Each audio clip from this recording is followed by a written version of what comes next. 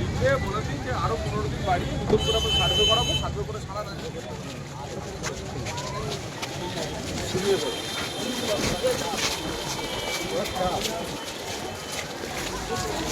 সরকারি প্রোগ্রাম, হ্যাঁ, ওইখানে শুনবেন, কোন মানুষকে শুনবেন, শুনবেন না প্লিজ, শুনবেন না প্লিজ।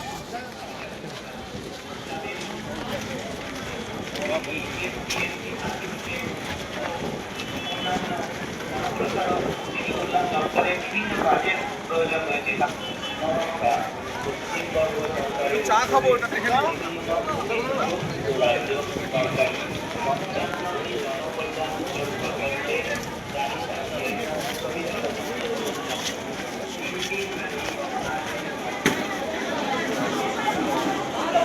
কি করছেন? ভূমি দপ্তর। এখানে রেকর্ড কারেকশন করে দিয়ে দিচ্ছেন না তো?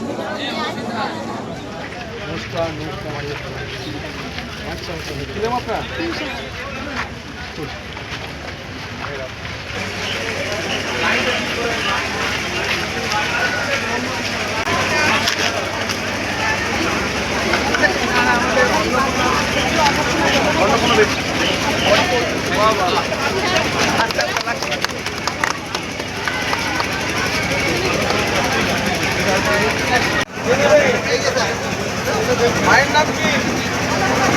গাছের নাম কি হবে? গাছের নাম হবে অলকা। গাছটাকে বাঁচাতে হবে, এই গাছটা মায়ের নামে লাগাতে হবে, ঠিক আছে না? 15 বছরের পর বঙ্গবাসী বাঙালি কেন্দ্রীয় সুযোগ সুবিধাগুলির এই প্রথম পেতে শুরু করছে এবং রাজ্য সরকারি কর্মচারী, পঞ্চায়েত কর্মচারী তারা সরাসরি সেই সুবিধা দিচ্ছে। এটাই হচ্ছে ডবল ইঞ্জিন সরকার, বাঙালি এটাই চেয়েছে। এবং সেই কারণে আজকে শ্রম কার্ড বলুন, আয়ুষ্মান ভারতের কার্ড বলুন, বিবিজি রামজির কার্ড বলুন, মানে যা যাবতীয় কেন্দ্র, উজ্জ্বলা 3.0 বলুন, যাবতীয় যা পরিকল্পনা, যা কেন্দ্রের পরিকল্পনা যারা আটকে রেখেছে, যারা দিত না, সমস্ত পরিষেবা আমরা রাজ্যের মাধ্যমে দিতে শুরু করেছি। এটাই ডবল ইঞ্জিন সরকার। এই 3 দিনের ক্যাম্প মানে 3 দিন শেষ না, এই পরিষেবা দেওয়া শুরু হলো। এরপরে আমরা পরবর্তীকালে আরও নিচে গিয়ে এই ধরনের শিবির করব, মানুষের কাছে পৌঁছানো, মানুষের থেকে ফিডব্যাক নেওয়া এবং এই ধরনের পরিষেবা পৌঁছানো। গত সরকারের যেটা নীতি ছিল, চুরির উপর আধারিত একটি সরকার ছিল, আর আমাদের সরকার, মাননীয় মুখ্যমন্ত্রীজি বলেছেন, আমাদের সংকল্প করতে বলা হয়েছে দুর্নীতিমুক্ত প্রশাসন আমরা চাই। সেজন্য বেনিফিশিয়ারি সিলেকশনের ক্ষেত্রেও সরকারি কর্মচারীদের সতর্ক থাকতে হবে যে একজনও যেন যোগ্য বেনিফিশিয়ারি বাদ না যায়, উপভোক্তা বাদ না যায়, কিন্তু একজন অযোগ্য উপভোক্তাও যেন এর মধ্যে যুক্ত না হয়। সেই ডিডুপ্লিকেশনের কাজ সহ আমরা প্রত্যেককে দেব। যাদের প্রয়োজন নেই তাদেরকে সরকারের এই ধরনের প্রকল্পগুলি দেওয়ার ক্ষেত্রে তারাও একটু সংবেদনশীল হোক, এই আবেদনও আমরা রাখি।